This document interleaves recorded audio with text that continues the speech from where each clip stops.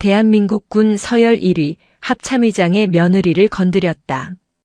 해안 벙커에 여군 하사를 감금하고 고문했던 대대장이 면회 온 시아버지가 포스타임을 확인하고 그 자리에서 거품 물고 기절하는 충격적인 반전 이야기입니다. 여러분은 지금 어디에서 어떤 일을 하시면서 듣고 계신가요? 구독과 좋아요를 해주시면 더 좋은 사연으로 보답하겠습니다. 강원도 고성군 거진읍. 대한민국의 허리인 태백산맥이 동해의 검푸른 물결 속으로 곤두박질 치는 곳. 산세는 험준하고 파도는 사나워 예로부터 귀향지로 쓰였던 땅이다. 이곳에 육군 제22보병사단 별칭 율곡부대 예하 해안경계대대가 자리하고 있었다. 입김이 허공에서 하얗게 얼어붙었다.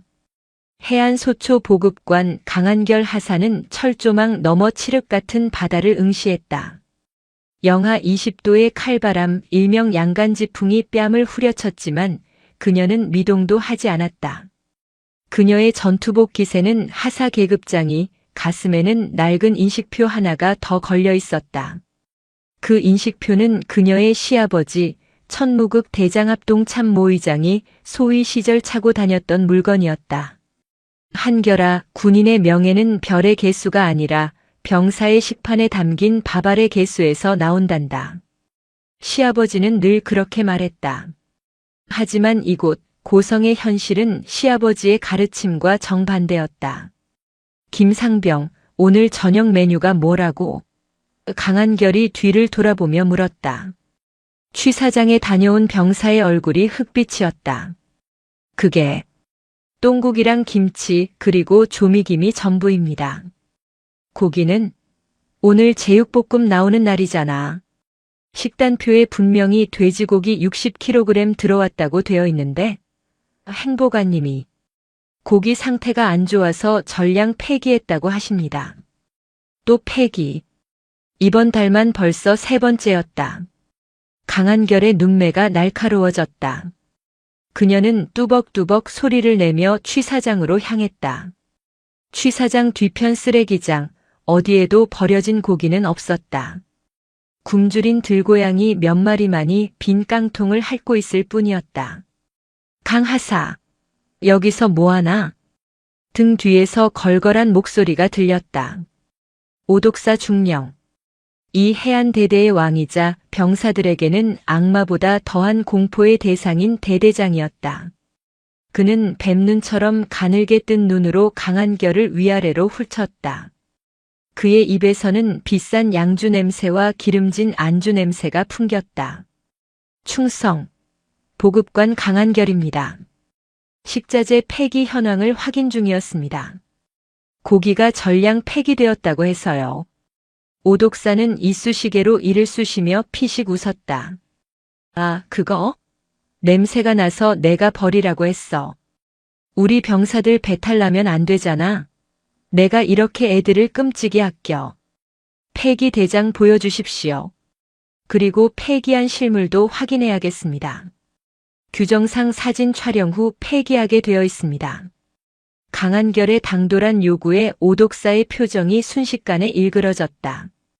그는 한 걸음 다가와 강한결의 코앞에 얼굴을 들이밀었다. 강하사, 너 시아버지가 군인이라며? 꽤 높다던데 그래서 눈에 뵈는 게 없냐? 계급과는 상관없는 정당한 업무 수행입니다. 업무 수행 좋아하네. 야, 융통성 좀 챙겨. 여기 고성 바닥 좁아. 너 하나 쥐도 새도 모르게 실족사 처리하는 거 일도 아니야. 오독사는 강한결의 어깨를 손가락으로 툭툭 밀쳤다. 밤바다 조심해라. 파도에 휩쓸리면 시체도 못 찾아. 협박이었다. 하지만 강한결은 물러서지 않고 오독사의 눈을 똑바로 쳐다보았다. 명심하겠습니다. 대대장님도 밤길 조심하십시오. 어둠 속에는 눈이 많은 법이니까요. 그날 밤 강한결은 잠을 이루지 못했다. 병사들은 배가 고파 건빵을 물에 불려 먹고 있었다. 지휘관은 그들의 배를 갈라 자신의 뱃속을 채우고 있었다. 강한결은 서랍 깊숙한 곳에서 소형 캠코더를 꺼냈다. 더 이상 말로는 해결할 수 없었다. 증거가 필요했다. 일주일 뒤 월요일 새벽 2시. 해안 경계 작전에 투입된 병사들을 제외하고는 모두가 잠든 시간. 강한결은 부대 후문 위병소 근처 잡목림 속에 엎드려 있었다. 땅에서 올라오는 냉기가 뼛속까지 파고들었지만 그녀는 입술을 깨물며 버텼다. 부대 장부를 며칠 밤낮으로 분석한 결과 매주 월요일 새벽마다 의문의 트럭이 출입한다는 패턴을 찾아냈기 때문이다. 부웅. 예상대로였다. 전조등을 끈 1톤 냉동 탑차 한 대가 안개 속에서 유령처럼 나타났다. 위병소 근무자는 익숙하다는 듯 경례도 없이 차단기를 올려주었다. 차는 곧장 취사장과 유류고 사이의 공터로 향했다. 강한결은 포복으로 이동해 공터가 내려다 보이는 언덕 위로 올라갔다. 캠코더에 줌을 당겼다. 적외선 모두 화면 속에서 초록색 형체들이 바쁘게 움직였다. 행정보급관과 중사 2명, 그리고 오독사 중령이었다. 그들은 취사장 창고에서 박스들을 꺼내 트럭에 실었다. 조심해. 그거 한우 특등급이야. 멍들면 값 떨어져. 오독사가 작은 목소리로 윽박질렀다. 박스 겉면에는 국군 장병용 의 특수부식 마크가 선명했다. 그뿐만이 아니었다. 유류고 호스를 트럭의 보조 탱크에 연결해 군용 경유를 콸콸 쏟아붓고 있었다. 병사들이 추위에 떨 때 난로에 넣어야 할 기름이었다. 트럭 운전사인 횟집 사장이 두툼한 서류 봉투를 오독사에게 건넸다. 중령님, 이번엔 좀 묵직합니다. 요즘 관광객이 늘어서 고기 수요가 많네요. 기름도 넉넉히 주셔서 감사합니다. 하, 우리가 남인가. 김 사장, 다음 주에는 면세 주류 좀 더 빼줄 테니까 현금 준비해둬. 명백한 범죄 현장. 강한결은 떨리는 손으로 녹화 버튼을 확인했다. 이 영상 하나면 오독사의 군복을 벗기는 것은 물론 감옥에 쳐넣을 수 있었다. 잡았다. 그녀가 몸을 돌려 빠져나가려는 찰나였다. 바스락. 얼어붙은 나뭇가지가 군화발에 밟혀 부러지는 소리가 유난히 크게 울렸다. 누구냐? 오독사의 고함이 새벽 공기를 갈랐다. 강한결은 벌떡 일어나 뛰기 시작했다. 하지만 미리 매복해 있던 작전과장이 그녀의 앞을 가로막았다. 어딜 가십니까, 강 하사님? 퍽. 둔탁한 타격음과 함께 강한결이 바닥에 뒹굴었다. 작전과장이 개머리판으로 그녀의 복부를 가격한 것이다. 숨이 턱 막혀 비명조차 나오지 않았다. 그녀가 캠코더를 품에 안고 웅크리자 뒤따라온 중사들이 그녀를 덮쳤다. 군홧발이 사정없이 날아들었다. 이 독한 년 기어이 미행을 해. 오독사가 헐레벌떡 뛰어와 강한결의 머리채를 잡아채 들어 올렸다. 이거 나. 당신들은 군인도 아니야. 강한결이 피 섞인 침을 오독사의 얼굴에 뱉었다. 군인? 하.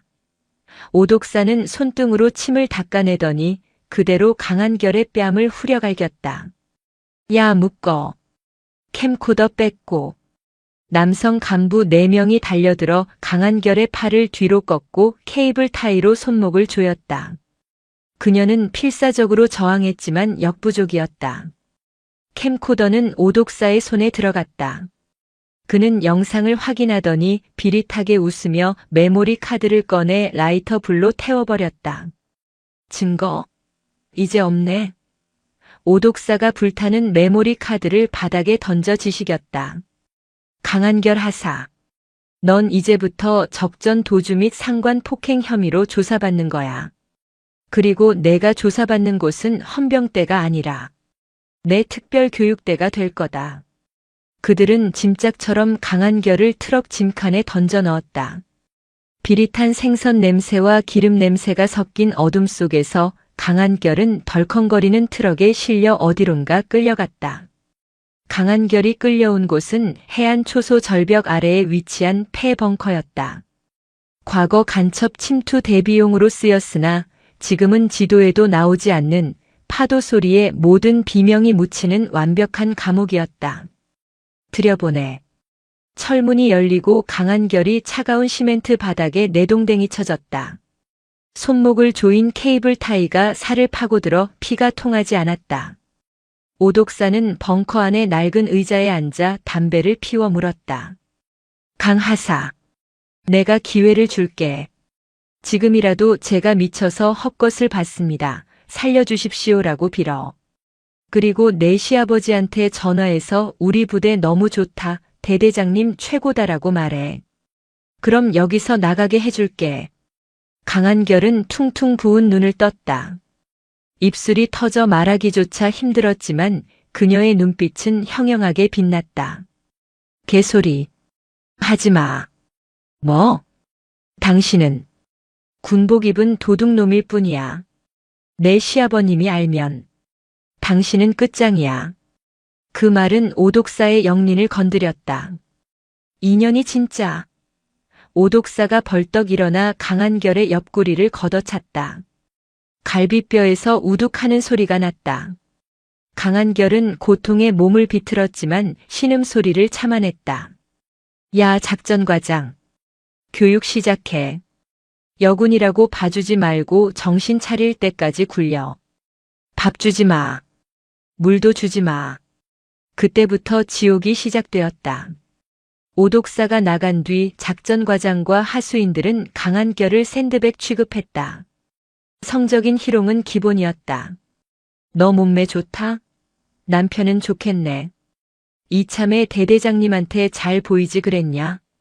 그들은 젖은 수건으로 강한결의 얼굴을 덮고 물고문을 자행했다. 숨이 넘어갈 듯 할 때 멈추고 다시 붓고를 반복했다. 밤에는 벙커 안의 온도가 영하로 떨어졌다. 젖은 전투복을 입은 채 강한결은 덜덜 떨며 의식을 잃었다 깨기를 반복했다. 3일이 지났다. 강한결의 얼굴은 사람의 형상이 아니었다. 한쪽 눈은 완전히 감겼고 온몸은 피멍으로 뒤덮였다. 그녀는 몽롱한 의식 속에서 남편 천은수의 피아노 연주 소리를 들은 것 같았다. 은수 씨. 여보. 나 너무 아파. 그 시각 서울. 대한민국 군의 심장부 합동참모본부 의장실. 천무국 대장은 집무실 창가에 서서 서울의 야경을 내려다보고 있었다. 그의 등 뒤에는 대한민국 전군을 지휘하는 지휘봉이 놓여 있었다. 비서실장. 예, 의장님. 며느리한테 연락이 안 된 지 4일째다. 부대 전화도 불통이고 개인 폰도 꺼져 있어.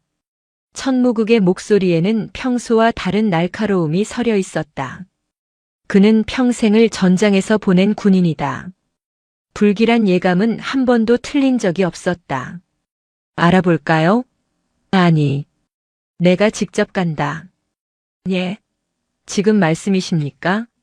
내일 국방부 장관님 회의가. 취소해. 내 가족이 위험하다는 신호가 온다. 헬기 말고 차 대기시켜. 조용히 간다. 목적지는 어디로 하겠습니까? 강원도 고성. 22사단. 천무국은 서랍에서 낡은 권총 한 자루를 꺼내 품에 넣었다. 6.25 전쟁 때 그의 아버지가 썼던 그리고 월남전 때 자신이 썼던 콜트 45구경 권총이었다. 그는 직감하고 있었다. 이번 싸움은 북한군과의 전투가 아니라 내부의 썩은 고름을 짜내는 전쟁이 될 것임을. 주말 아침. 피아니스트인 남편 천은수와 시어머니 그리고 천무국 대장이 탄 검은색 제네시스가 서울 양양고속도로를 타고 질주했다. 차 안에는 무거운 침묵만이 흘렀다. 그리고 같은 시각 고성의 폐벙커. 오독사는 만신창이가 된 강한결의 머리채를 잡고 억지로 휴대전화를 쥐어주었다. 자, 이제 한계지. 전화해. 남편한테. 목소리 밝게 아주 행복한 척. 안 그러면 이번엔 손가락 하나 부러뜨린다. 강한결의 떨리는 손가락이 통화 버튼 위에서 멈췄다. 그녀는 알고 있었다. 지금 전화를 걸면 자신이 무너진다는 것을. 하지만 살아서 이 지옥을 고발하려면 어떻게든 버텨야 했다. 그녀가 통화 버튼을 누르려는 순간 벙커 철문 밖에서 낯선 자동차 엔진 소리가 들려왔다. 부르릉. 거칠고 투박한 군용 트럭 소리가 아니었다. 부드럽고 묵직한 고급 세단의 엔진음. 오독사가 멈칫했다. 뭐야? 누가 여기를? 운명의 수레바퀴가 돌기 시작했다. 별넷 사성 장군 천무극이 고성의 파도 앞에 당도한 것이다. 주말 오후 강원도 고성군 제22보병사단 해안소초 위병소 앞. 검은색 제네시스 EQ900 한 대가 차단기 앞에 멈춰섰다. 팅팅이 집게된 창문 너머로는 탑승자의 얼굴이 보이지 않았다. 위병 조장이 짜증 섞인 표정으로 다가왔다. 아, 뭡니까? 여기 민간인 통제구역입니다. 차 돌리쇼. 운전석 창문이 스르르 내려갔다. 운전대를 잡은 이는 천은수였다. 수고하십니다.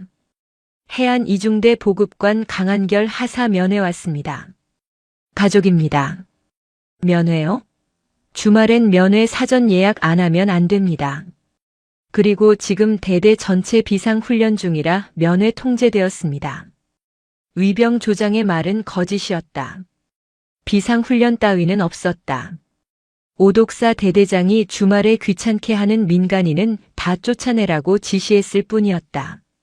뒷좌석 문이 열리고 천무극이 천천히 내렸다. 그는 낡은 등산 점퍼에 벙거지 모자를 쓰고 있었지만 185cm가 넘는 거구와 꼿꼿한 허리, 그리고 선글라스 너머로 비치는 안광은 숨길 수 없었다. 그가 차에서 내리자 주변 공기가 무겁게 가라앉았다. 비상훈련이라. 천무극이 위병소 안쪽 연병장을 힐끗 보았다. 병사들이 족구를 하고 있었다. 웃음소리가 들렸다. 저기서 공 차는 건 훈련의 일환인가? 천무극의 낮고 굵은 목소리가 위병 조장의 가슴을 울렸다. 조장은 저도 모르게 뒷걸음질 쳤다. 평범한 할아버지가 아니었다. 수십 년간 수만 명의 부하를 호령해 본 사람만이 가질 수 있는 기세였다. 그게 체력 단련 중입니다. 아무튼 안 됩니다. 돌아가십시오. 그때 천무극의 휴대전화가 울렸다. 부관이 아닌 제8군단장 중장 나철중에게서 온 부재중 전화 알림이었다. 천무극은 전화를 받는 대신 위병 조장을 향해 한 걸음 다가갔다. 대대장 불러라. 내 이름은 천무극이다. 강한결 하사 시아버지라고 전해. 위병 조장은 천무극이라는 이름이 낯설지 않았다. 뉴스에서 국방일보에서 그리고 막사 정면에 걸린 지휘계통도 액자 가장 높은 곳에서 봤던 이름. 합동참모의장 육군대장 천무극. 조장의 얼굴이 사색이 되었다. 다리가 후들거려 서 있을 수가 없었다. 그는 허둥지둥 인터폰을 들었다. 지휘통제실. 여기 위병소입니다. 비상. 천무극. 천무극 의장님이 오셨습니다. 같은 시각 폐벙커. 오독사 중령은 작전과장과 함께 컵라면을 먹고 있었다. 강한결은 구석에 피투성이가 된 채 쓰러져 있었다. 대대장님, 위병소 보고입니다. 강 하사 가족들이 왔답니다. 무전기 너머 당직 사관의 목소리가 다급했다. 쫓아내라고 했잖아. 그게 시아버지가 왔는데 이름이 천무극이랍니다. 천무극? 어디서 많이 들어본. 오독사가 먹던 라면을 뿜었다. 국물이 코로 넘어갔지만 닦을 생각도 못했다. 대한민국 군인이라면 모를 수가 없는 이름. 살아있는 전설. 군 서열 1위. 야. 작전과장. 이거 어떻게 된 거야? 며느리라니. 강 하사 시아버지가 합참의장이라고. 말도 안 돼. 뒷조사해 봤을 때는 그냥 평범한 집안이라며. 작전과장도 얼굴이 하얗게 질렸다. 그게 남편이 피아니스트라고 해서 그냥 딴따라 집안인 줄. 오독사는 식은땀을 비오듯 흘리며 쓰러져 있는 강한결을 보았다. 그녀는 이제 소모품이 아니라 핵폭탄으로 보였다. 합참의장의 며느리를 감금하고 폭행했다. 이건 옷을 벗는 문제가 아니었다. 군형법 최고형, 아니 사형감이었다. 수습해. 일단 수습해야 해. 오독사가 미친 사람처럼 소리쳤다. 당장 얘 씻겨. 찬물 말고 더운 물로. 멍든 거 화장품으로 가려. 비비크림이든 컨실러든 다 가져와. 그리고 새 전투복 입혀. 빨리. 오독사는 손톱을 물어뜯으며 중얼거렸다. 그래. 몰랐다고 하면 돼. 훈련하다 다친 거라고. 넘어진 거라고 우기면 돼. 노인네가 뭘 알겠어. 그냥 할아버지로 온 거잖아. 군복 안 입고 왔으면 민간인이지. 그래, 난 몰라. 그것은 파멸을 앞둔 자의 헛된 희망회로였다. 부대 내 면회실. 난방이 고장났는지 냉골이었다. 곰팡이 핀 벽지, 삐걱거리는 의자. 천무국 의장과 가족들은 그 초라한 공간에 앉아 있었다. 오독사가 헐레벌떡 뛰어들어왔다.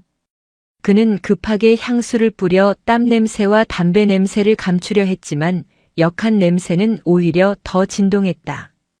충성. 대대장 중령 오독사입니다. 미리 연락이라도 주셨으면 귀빈실로 모셨을 텐데 누추한 곳에 계시게 하여 송구합니다. 오독사는 90도로 허리를 굽혔다. 그의 눈은 불안하게 굴러가며 천무국의 눈치를 살폈다. 천무국은 소파에 깊숙이 몸을 기댄 채 선글라스를 벗지 않고 오독사를 응시했다. 자네가 대대장인가? 내 며느리는 어디 있나? 목소리에 감정이 없었다. 그 무미건조함이 더 무서웠다. 아, 예. 강 하사가. 마침 갯바위 순찰 작전 중이라 복귀하는데 시간이 좀 걸렸습니다. 험한 지형을 타다 보니 좀 지저분하고 다친 곳이 있을 수도.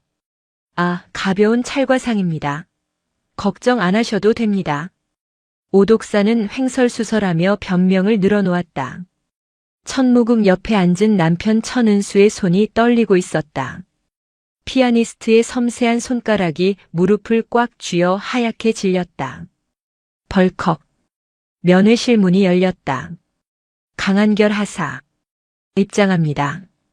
여군 하사 2명의 부축을 받으며 강한결이 들어왔다.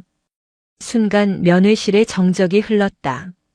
강한결은 억지로 깨끗한 새 전투복을 입고 있었지만 사이즈가 맞지 않아 헐렁했다.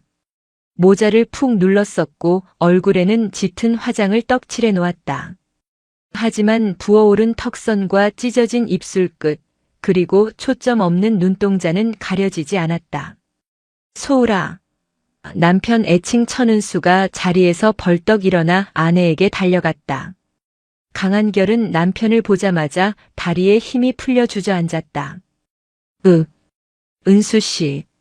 목소리는 갈라진 쇳소리였다. 성대까지 다친 것이 분명했다.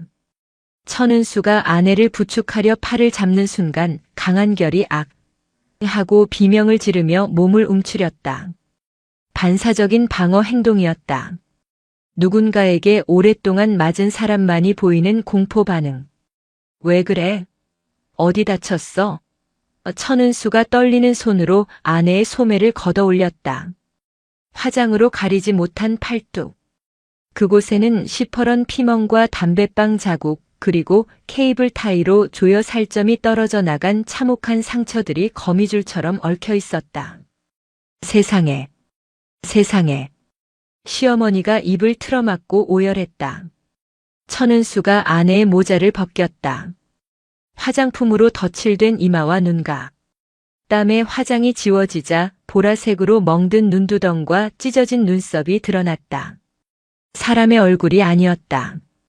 짐승에게 물어뜯긴 고깃덩어리 같았다. 이게 찰과상입니까?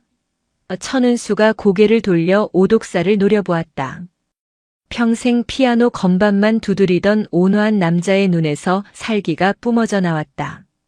당신들, 내 아내한테 무슨 짓을 한 거야? 이게 사람이 할 짓이야. 오독사는 뒷걸음질 쳤다. 아니, 그게 작전 중에 굴러서 바위에 부딪혀서 거짓말. 강한결이 남편의 품에서 쥐어짜듯 소리쳤다. 아버님, 저 사람이 장부 조작한 거 들키니까 저 가두고 때렸어요. 살려주세요, 아버님. 강한결은 시아버지 쪽으로 기어가 바짓단을 잡았다. 피 묻은 손이 천무극의 바지를 더럽혔지만 천무극은 미동도 하지 않았다. 대신 그는 천천히, 아주 천천히 선글라스를 벗었다. 그의 눈. 40년 군 생활 동안 수많은 적을 베어 넘겼던 불패의 치우천왕이라 불리던 그 눈이 오독사를 향해 고정되었다. 그 눈빛은 분노를 넘어선 경멸 그리고 사형 선고였다. 오독사 중령. 천무극이 입을 열었다. 예. 의장님. 오독사는 이제 서 있을 힘조차 없어 바닥에 무릎을 꿇었다. 자네는 군인이 아니다. 군복 입은 강도이자 살인 미수범이다. 내 며느리가 흘린 피 한 방울마다 내 놈의 뼈 한 조각씩으로 갚게 해주마. 면회실의 공기가 얼어붙었다. 오독사는 공포에 질려 오줌을 지렸다. 노란 액체가 바닥을 적셨지만 아무도 그를 동정하지 않았다. 천무극은 며느리를 안아들었다. 깃털처럼 가벼웠다. 며느리의 몸에서 나는 퀴퀴한 곰팡이 냄새와 피비린내를 맡으며 노장의 심장은 갈기갈기 찢어졌다. 그는 며느리를 아들과 아내에게 맡기고 면회실 밖으로 나왔다. 바깥 공기는 차가웠지만 천무극의 몸에서 뿜어져 나오는 열기보다는 덜했다. 그는 안주머니에서 휴대전화를 꺼냈다. 단축번호 1번. 수신이는 제8군단장 중장 나철중. 이 지역 영동 지방을 관할하는 최고 지휘관이자 천무극이 가장 아끼는 직계 후배였다. 통화 연결음이 한 번 울리기도 전에 상대방이 받았다. 충성. 군단장 나철중입니다. 의장님, 주말에 어인일이십니까? 천무극은 하늘을 올려다보았다. 고성의 푸른 하늘이 핏빛으로 보이는 듯 했다. 나 장군. 자네 지금 어디 있나? 예, 군단 사령부 집무실에 있습니다. 지금 즉시 22사단 해안대대로 와라. 나철중은 전화기 너머에서 들려오는 의장의 목소리가 심상치 않음을 감지했다. 평소에 엄격하지만 인자한 목소리가 아니었다. 지옥 밑바닥에서 울려 퍼지는 뇌성이었다. 무슨 사고라도 났습니까? 헬기 준비하겠습니다. 헬기? 천무극이 피식 웃음을 흘렸다. 그 웃음소리는 옆에 있던 위병 조장의 등골을 서늘하게 만들었다. 헬기 한 대로 안 된다. 군단 헌병대 특임대 전원, 감찰부 전원, 법무참모, 그리고 의무대 헬기까지 싹 다 긁어모아 22사단장도 끌고 오고. 예. 전 병력을 말씀이십니까? 대체 무슨 일이? 여기 내 며느리가 있다. 아니, 적군에게 포로로 잡혀 고문당한 아군이 하나 있다. 적의 수괴는 대대장 오독사다. 10분 준다. 그 안에 내 눈앞에 나타나지 않으면 제8군단은 오늘부로 해체라고 생각해라. 뚝. 전화가 끊겼다. 군단 사령부는 발칵 뒤집혔다. 군단장 나철중은 속옷 차림에 전투복을 껴입으며 고래고래 소리를 질렀다. 야! 헬기 띄워. 전 특임대 출동해. 22사단장 지금 당장 튀어오라고 해. 의장님 떴어. 다 죽게 생겼다고 이 새끼들아. 다시 고성 해안대대. 오독사는 면회실 바닥에 주저앉아 덜덜 떨고 있었다. 그는 작전과장에게 문자를 보내려 했다. 장부 태워. 하드디스크 부숴. 무조건 증거 없애. 하지만 전송 버튼을 누르기도 전에 거대한 그림자가 그를 덮쳤다. 천무극이었다. 천무극은 오독사의 손에서 스마트폰을 낚아채 바닥에 던지고 군화발로 지시겨버렸다. 아직도 상황 파악이 안 되나 보군. 두두두두두두두. 그때였다. 멀리서 들려오던 파도 소리가 묻혔다. 대지를 울리는 진동. 유리창이 덜덜 떨리고 면회실의 낡은 형광등이 깜빡거렸다. 하늘을 새까맣게 뒤덮은 잠자리때. UH-의육식 블랙호크 헬기 6대와 공격 헬기 코브라 2대가 편대 비행으로 부대 상공에 진입하고 있었다. 압도적인 무력 시위. 연병장의 모래바람이 폭풍처럼 일었다. 헬기에서 레페를 타고 검은 옷을 입은 특임대 SDT 요원들이 비 오듯 쏟아져 내렸다. 그들은 착지하자마자 총구를 겨누며 대대본부를 포위했다. 꼼짝 마. 움직이면 쏜다. 전원 손머리 위로. 무릎 꿇어. 부대는 순식간에 아수라장이 되었다. 오독사는 창밖으로 그 광경을 보며 너클 잃었다. 헬기. 코브라. 헬기 한 대가 연병장 한복판에 착륙했다. 로터가 멈추기도 전에 문이 열리고 별셋을 단 나철중 군단장이 뛰어내렸다. 그는 정모가 벗겨지는 것도 아랑곳하지 않고 천무극이 서 있는 면회실을 향해 전력 질주했다. 그 뒤로 별 2개를 단 22사단장이 사색이 되어 뒤따랐다. 별들의 행진. 아니, 별들의 집행이었다. 천무극은 뒷짐을 진 채 면회실 문을 열고 나갔다.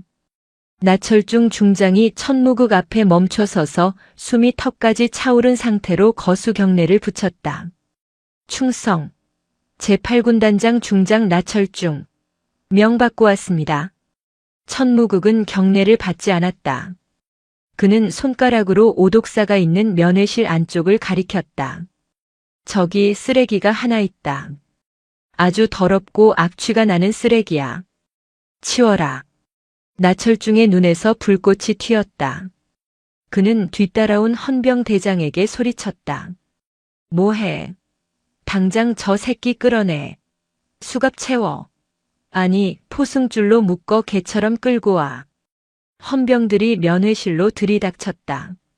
오독사. 긴급 체포한다. 오독사가 비명을 지르며 끌려 나왔다. 그의 양팔은 꺾였고 무릎은 바닥에 질질 끌렸다. 그는 천무극을 보자마자 바닥에 머리를 찌우며 읍소했다. 의장님, 살려주십시오. 제가 죽을 죄를 지었습니다. 한 번만, 제발 한 번만. 천무극은 그를 내려다보며 차갑게 쏘아붙였다. 걱정 마라. 죽이지는 않는다. 죽는 게 더 편할 만큼 법이 얼마나 무서운지 뼈저리게 느끼게 해주마. 그리고 천무극은 쓰러진 며느리가 실려가는 구급차를 향해 걸어갔다. 그의 뒷모습은 거대한 산과 같았으나 어깨는 미세하게 떨리고 있었다. 이제 심판의 시간이었다. 고성의 파도보다 더 거친 폭풍이 부대를 휩쓸 준비를 마쳤다. 강원도 고성군 제22보병사단 해안대대 연병장. 조금 전까지만 해도 오독사의 왕국이었던 이곳은 이제 별들의 전쟁터로 변해 있었다. 상공을 선회하는 코브라 공격 헬기의 위압적인 비행음이 대기를 짓눌렀고 지상에는 검은 대테러복을 입은 군단 특수임무대 SDT 요원들이 개미 떼처럼 깔려 있었다. 전원 무장 해제.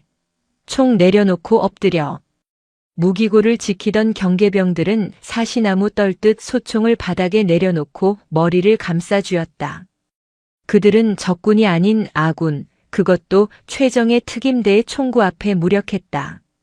삼성 장군 제8군단장 나철중 중장은 헬기에서 내리자마자 22사단장의 정강이를 군화발로 걷어찼다. 별 2개 사단장이 비명을 지르며 바닥에 나뒹굴었다. 야, 이 새끼야. 너는 부대 관리를 발가락으로 했어? 합참의장님 며느리가 내 예하부대에서 고문을 당해. 내가 그러고도 사단장이야? 당장 계급장 떼. 나철중의 고함은 단순한 분노가 아니었다. 하늘 같은 선배이자 군의 어른인 천무국 의장 앞에서 면목이 없다는 자괴감, 그리고 제 식구를 제대로 건사하지 못했다는 치욕감이 섞인 절규였다. 나철중은 숨을 헐떡이며 헌병대장에게 손짓했다. 지금 당장 이 부대 이잡듯 뒤져. 서류 한 장, 먼지 한 톨까지 다 털어. 특히 유류고, 탄약고, 그리고 급양관실. 비밀 장부 무조건 찾아내. 못 찾으면 내가 대신 감방 갈 줄 알아. 예, 알겠습니다. 헌병들이 건물 안으로 쇄도에 들어갔다. 한편 면회실 앞.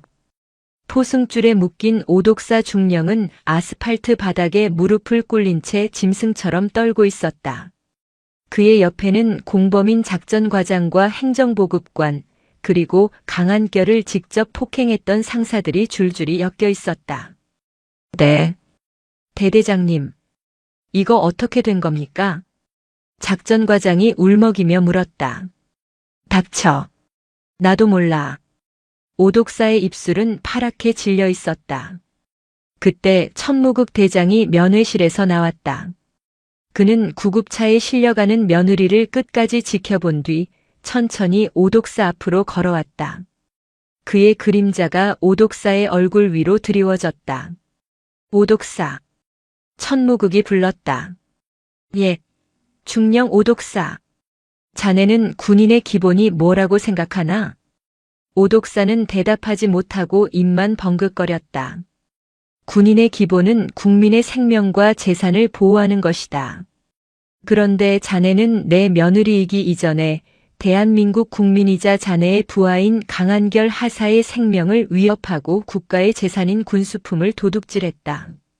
천무국은 허리춤에서 자신의 개인 화기인 45구경 권총을 꺼냈다. 철커덕. 슬라이드가 당겨지는 소리에 오독사는 기절할 뻔했다. 주변의 헌병들도 숨을 죽였다. 설마 합참의장이 직접 처형하려는 것인가?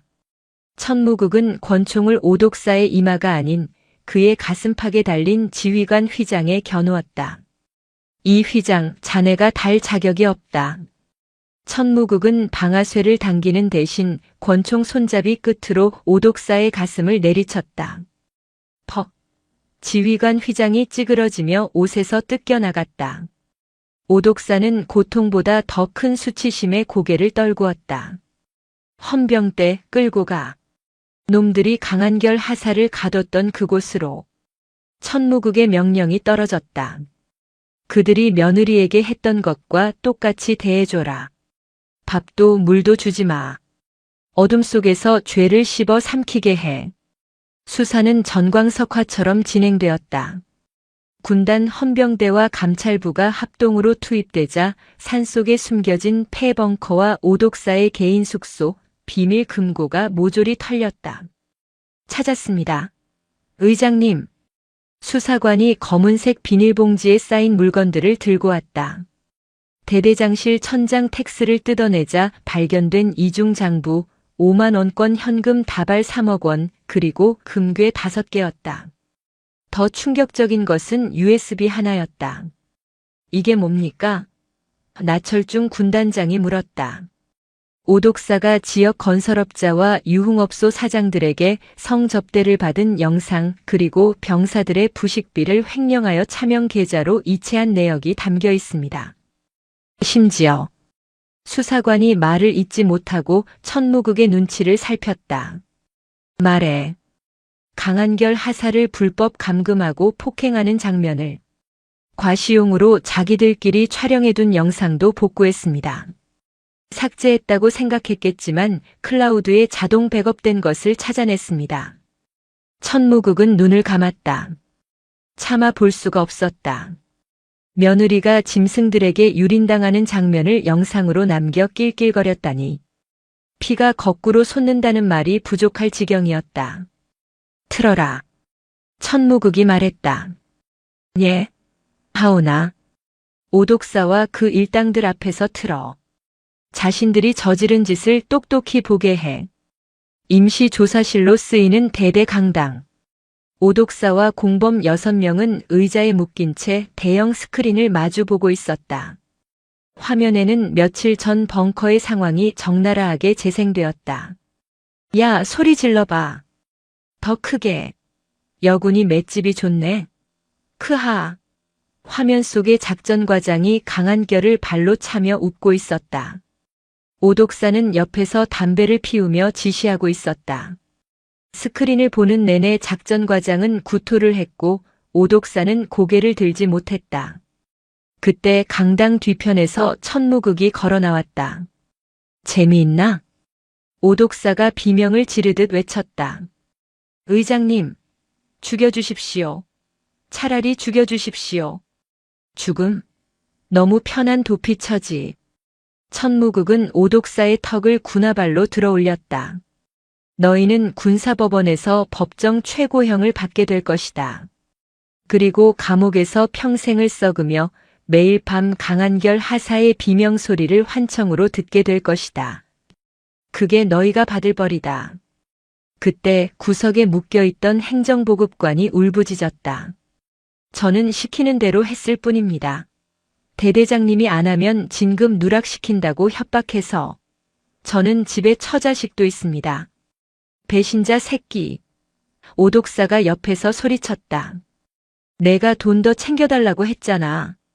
횟집 사장이랑 짠 것도 너잖아. 이게 어디서 뒤집어 씌워? 내가 고기 빼돌리라고 했잖아. 서로의 죄를 폭로하며 물어뜯는 아기 다툼. 그 추악한 꼴을 보며 나철중 군단장은 혀를 찼다. 저런 것들이 군인이라고. 부끄러워서 말이 안 나온다. 천무극은 조용히 뒤돌아 나갔다.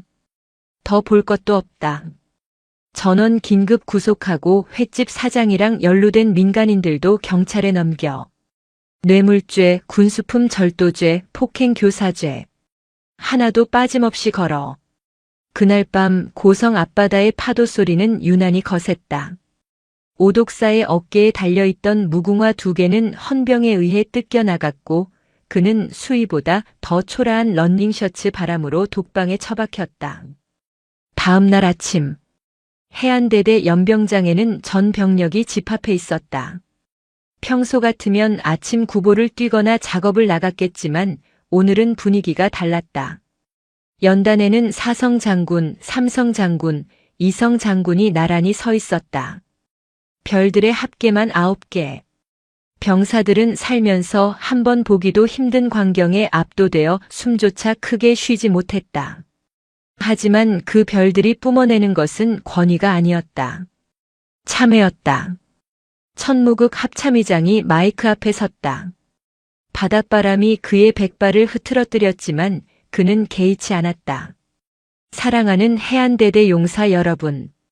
스피커를 타고 울리는 노장의 목소리는 떨리고 있었다. 나는 대한민국 군을 대표하는 합참의장으로서 그리고 한 사람의 선배 군인으로서 오늘 여러분 앞에 고개를 들 수가 없다. 천무극은 모자를 벗고 깊이 고개를 숙였다. 뒤에 서 있던 군단장, 사단장, 그리고 배석한 모든 간부들이 일제히 고개를 숙였다. 여러분이 춥고 배고팠던 것은 국가가 가난해서가 아니었다. 여러분을 지켜야 할 지휘관이라는 자들이 여러분의 밥그릇을 훔치고 옷을 벗겨 자신의 배를 불렸기 때문이다. 그 사실을 너무 늦게 알았다. 너희의 고통을 외면했던 못난 선배를 용서해 다오. 연병장 곳곳에서 훌쩍이는 소리가 들리기 시작했다. 병사들은 알고 있었다. 밥이 맛없던 이유, 난방유가 부족해 밤새 떨었던 이유. 하지만 그 누구도 해결해주지 않았던 그 억울함을 군 서열 1위가 직접 와서 사과하고 있었다. 오늘부로 이 부대의 썩은 뿌리는 모두 뽑아냈다. 오독사와 그 일당은 법의 심판을 받을 것이다. 그리고 약속한다. 다시는 대한민국 군대에서 병사가 배고픔에 떨고 부하가 상관의 폭력에 신음하는 일이 없도록 내 모든 것을 걸겠다. 천무국의 연설이 끝나자 연병장 한쪽에서 헌병차 호송 행렬이 움직였다. 포승줄에 묶인 오독사와 가담자들이 차에 태워지고 있었다. 병사들은 그 모습을 똑똑히 지켜보았다. 그들을 괴롭히던 악마들의 초라한 말로를. 대대장님. 아니, 오독사 개새끼. 잘 가라. 어느 상병이 작게 중얼거렸다. 그 말은 곧 모든 병사들의 마음이었다. 식이 끝나고 천무국은 병사식당으로 향했다. 새로 부임한 급양관이 밤새 준비한 특식이었다. 메뉴는 소고기 미역국과 제육볶음, 그리고 떡과 과일이었다. 오독사가 횡령했던 예산을 긴급 회수하여 만든 진짜 병사들을 위한 밥상이었다. 천무국은 이등병들 사이에 앉았다. 많이 먹어라. 더 먹어. 부족하면 말하고. 그는 직접 병사들의 식판에 고기를 더 얹어주었다. 의장님, 감사합니다. 한 이등병이 밥을 먹다 말고 눈물을 뚝뚝 흘렸다. 왜 우느냐? 입대하고 고기 처음 먹어봅니다. 어머니 생각나서요. 천무국은 그 이등병의 어깨를 감싸 안았다. 그의 눈시울도 붉어졌다. 그래, 많이 먹고 건강하게만 제대해라. 그게 효도고 그게 애국이다. 식사를 마친 천무국은 헬기장으로 향했다. 이제 며느리가 있는 병원으로 가야 할 시간이었다. 나철중 군단장이 배웅을 나왔다. 의장님, 뒤처리 깔끔하게 하겠습니다. 걱정 마십시오. 부탁한다. 그리고 강한결 하사. 퇴원하면 다른 부대로 전출 보내지 마라. 예. 트라우마가 있을 텐데. 그 아이가 원하지 않을 거야. 강한결은 여기서 도망치지 않고 여기서 승리한 군인으로 기억되고 싶어 할 거다. 그 아이의 의사를 존중해줘. 헬기가 이륙했다. 고성의 푸른 바다가 발 아래로 멀어졌다. 검은 파도가 물러가고 햇살이 부서지는 윤슬이 바다를 채우고 있었다. 긴 겨울밤이 끝나고 율곡부대에도 비로소 봄이 오고 있었다. 경기도 성남시 국군수도병원 외상센터 VIP 병동. 창밖으로는 벚꽃이 흐드러지게 피어 있었지만 병실 안은 무거운 침묵만이 감돌았다. 산소 호흡기 소리와 심전도 모니터의 규칙적인 비프음만이 강한결 하사가 살아있음을 증명하고 있었다. 강한결이 눈을 떴을 때 가장 먼저 보인 것은 하얀 천장이었다. 고성의 눅눅하고 어두운 벙커 천장이 아니었다. 깨끗하고 따뜻했다. 코끝에 맴돌던 피비린내와 곰팡이 냄새 대신 은은한 라일락 향기가 났다. 한결아, 정신이 드니? 침대 옆을 지키던 남편 천은수가 화들짝 놀라며 일어났다. 그의 얼굴은 반쪽이 되어 있었다. 며칠 밤을 뜬 눈으로 지샌 듯 눈가는 퀭했고 피아니스트의 생명인 손은 아내의 손을 꼭 잡느라 하얗게 질려 있었다. 목소리가 나오지 않았다. 성대가 심하게 부어 쇳소리가 났다. 말하지 마. 아무 말도 하지 마.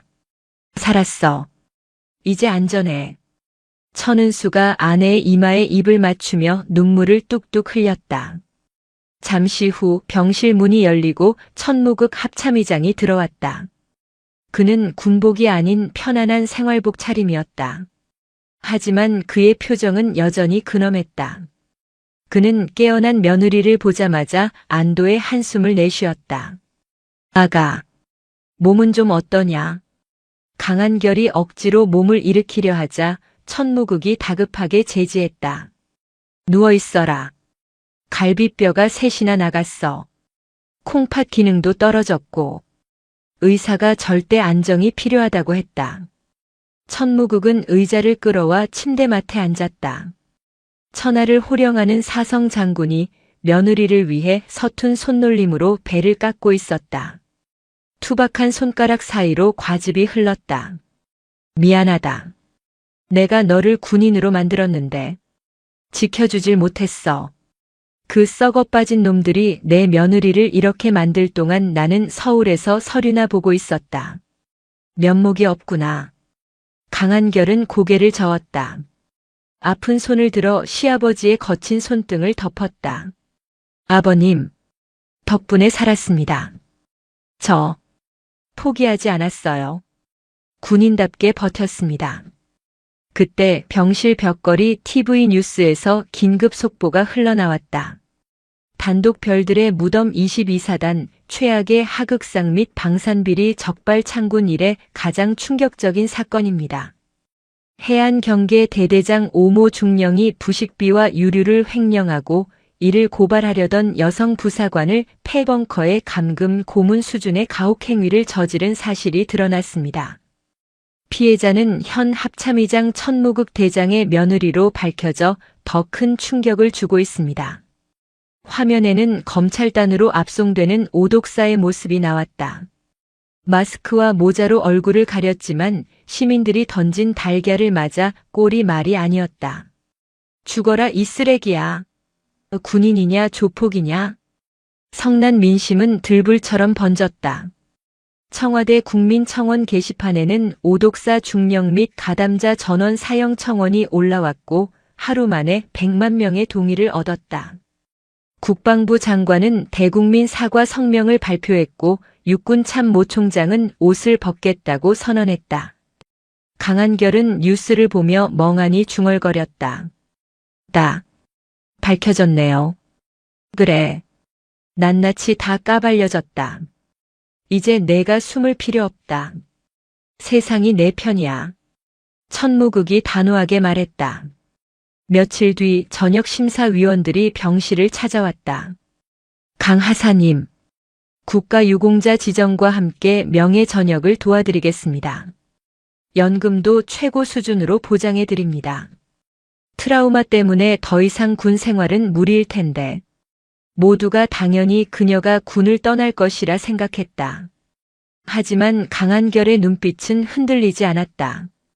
아닙니다. 저는 전역하지 않습니다. 네. 하지만 도망치듯 나가면 저는 영원히 피해자로 남습니다. 저는 군인입니다. 상처는 훈장이 될 것이고 저는 다시 부대로 돌아가 제 임무를 다할 겁니다. 저 같은 피해자가 다시는 나오지 않게 제가 지킬 겁니다. 그녀의 결연한 의지에 천무국은 몰래 눈물을 훔쳤다. 그래. 저게 내 며느리지. 나보다 낫구나. 2달 후 충남 계룡대 보통군사법원. 군 내부 재판임에도 불구하고 사상 초유의 관심이 쏠렸다. 법정 방청석은 기자들과 군 인권센터 관계자들로 발 디딜 틈이 없었다. 피고인석에 앉은 오독사와 작전과장 등 6명은 초라한 죄수복을 입고 있었다. 오독사는 살이 쪽 빠져 해골처럼 변해 있었고 눈밑은 검게 죽어 있었다. 독방에서 천무국의 이름을 들을 때마다 발작을 일으켰다고 했다. 오독사의 변호인은 국내 최대 로펌 출신의 전관 변호사였다. 그는 어떻게든 형량을 줄여보려 궤변을 늘어놓았다. 존경하는 재판장님. 피고인 오독사는 20년간 최전방에서 헌신해온 지휘관입니다. 당시 부대 운영비가 부족하여 부득이하게 융통성을 발휘한 것이며 피해자에 대한 폭행은 훈육 과정에서 우발적으로 발생한 우발적? 융통성? 방청석에서 야유가 터져나왔다. 조용히 하십시오. 재판장이 경고봉을 두드렸다. 검찰 측 증인 입장하십시오. 법정 문이 열리고 정복 서버스 유니폼을 갖춰 입은 강한결 하사가 들어왔다. 그녀는 휠체어를 타지 않았다. 아직 다리가 불편해 지팡이를 짚었지만 그녀는 2발로 꼿꼿하게 걸어들어와 증인석에 섰다. 가슴에는 약장이 빛나고 있었고 모자 아래 눈빛은 그 어느 때보다 맑았다. 오독사는 강한결을 보자마자 고개를 돌려버렸다. 마주볼 용기조차 없었다. 검찰관이 물었다. 증인. 피고인은 훈육 차원이었다고 주장합니다. 이에 대해 어떻게 생각하십니까? 강한결이 마이크를 잡았다. 훈육은 병사를 올바른 길로 인도하는 것입니다. 하지만 피고인은 저를 어두운 벙커에 가두고 물과 음식을 끊고 집단 구타했습니다. 제 남편과 가족을 죽이겠다고 협박했습니다. 그것은 훈육이 아니라 살인 미수이자 고문이었습니다. 그녀는 숨을 고르고 오독사를 똑바로 쳐다보았다. 피고인이 훔친 것은 고기와 기름만이 아닙니다. 최전방에서 추위와 싸우는 병사들의 사기, 그리고 대한민국 군인이라는 자부심을 훔쳤습니다. 그것이 가장 큰 죄입니다. 법정 안은 숙연해졌다. 오독사의 변호인조차 더 이상 질문을 하지 못했다. 이윽고 판결 선고. 재판장은 판결문을 읽어 내려갔다. 주문. 피고인 오독사를 징역 20년에 처한다. 또한 횡령액 5억 8천만 원 전액 추징 및 벌금 10억 원을 선고하며 군인 연금 지급을 박탈한다. 20년. 오독사가 비명을 지르며 바닥에 주저앉았다. 재판장님, 너무합니다. 저는 국가에 충성했습니다. 한 번만 선처를. 피고인 작전과장 징역 15년. 나머지 가담자 징역 10년. 서리빨 같은 판결이 떨어졌다. 군형법상 전시에 준하는 상황이 아님에도 이 정도 중형이 선고된 것은 이례적이었다. 국민 정서와 군 기강 확립을 위한 일벌백계였다. 오독사는 헌병들에게 양팔이 잡혀 끌려나갔다. 그는 끌려가면서 강한결을 향해 악을 썼다. 강한결, 너 때문에 내 인생 망쳤어. 두고 보자. 강한결은 그를 향해 조용히 경례를 올렸다. 그것은 상관에 대한 예우가 아니었다. 죄인에게 보내는 작별 인사 그리고 자신의 과거 트라우마와 보내는 이별 의식이었다. 잘 가십시오.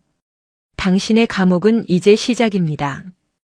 1년 후 강원도 고성군 거진읍 제22보병사단 해안소초. 동해의 푸른 물결은 여전히 철썩이고 있었지만 부대의 풍경은 완전히 달라져 있었다. 낡은 막사는 리모델링되어 병사들의 생활관엔 최신식 냉난방기가 돌아가고 있었다. 식당에서는 맵기 고기 반찬과 신선한 과일이 제공되었다. 오독사 사건 이후 국방부가 시범부대로 지정하여 전폭적인 지원을 해준 덕분이었다. 충성. 중사진 강한결. 초소 순찰 다녀오겠습니다. 강한결은 하사에서 중사 진급 예정자가 되어 있었다. 그녀는 더 이상 보급관이 아닌 부소초장으로서 병사들을 지휘했다. 그녀의 얼굴에 있던 흉터는 옅어졌지만 완전히 사라지지는 않았다. 하지만 병사들은 그 흉터를 영광의 상처라 부르며 그녀를 누구보다 따랐다. 부소초장님, 오늘 날씨 죽입니다. 바다 색깔 보십시오. 김상병이 웃으며 말했다. 그러게. 파도가 참 예쁘네. 강한결이 미소 지었다. 1년 전만 해도 이 파도가 감옥의 창살처럼 느껴졌지만 이제는 자신을 품어주는 친구처럼 느껴졌다. 오후 부대에 귀빈 방문이 있었다.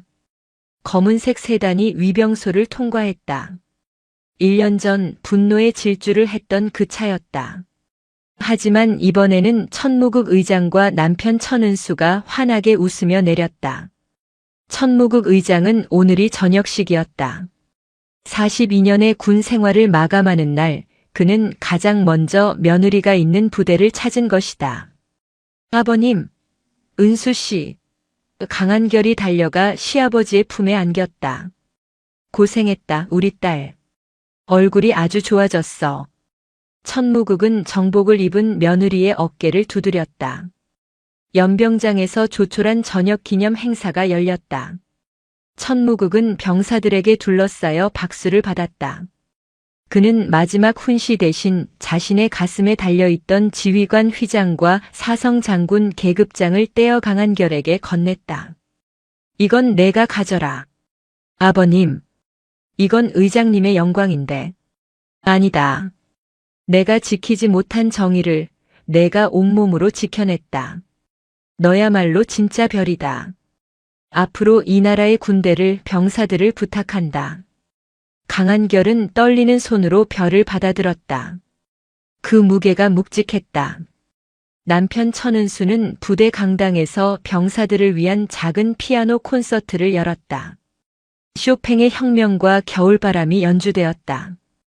격정적인 선율이 고성의 파도 소리와 어우러졌다. 그것은 지난날의 아픔을 씻어내고 새로운 희망을 노래하는 찬가였다. 행사가 끝나고 해질 무렵 강한결과 천무국은 해안 절벽 위에 섰다. 저 멀리 수평선 너머로 붉은 태양이 넘어가고 바다 위로 하나둘씩 별이 뜨기 시작했다. 한결아, 내 아버님, 파도가 왜 아름다운지 아느냐? 강한결은 잠시 생각하다 고개를 저었다. 바위에 부서지고 깨져도 다시 밀려오기 때문이다. 멈추지 않기 때문이다. 너도 저 파도처럼 그리고 저 하늘의 별처럼 언제나 그 자리에서 빛나거라. 명심하겠습니다. 충성. 강한결이 노을을 향해 거수 경례를 올렸다. 그녀의 뒤로 든든한 가족들이 그리고 그녀를 믿고 따르는 수백 명의 전우들이 서 있었다. 차가운 삭풍은 멈췄고 고성의 바다에는 따스한 여명이 깃들었다. 별을 품은 파도는 이제 더 이상 울지 않는다. 그저 찬란하게 부서질 뿐이다. 오늘도 인생지의 말씀을 잘 들어주셔서 감사합니다.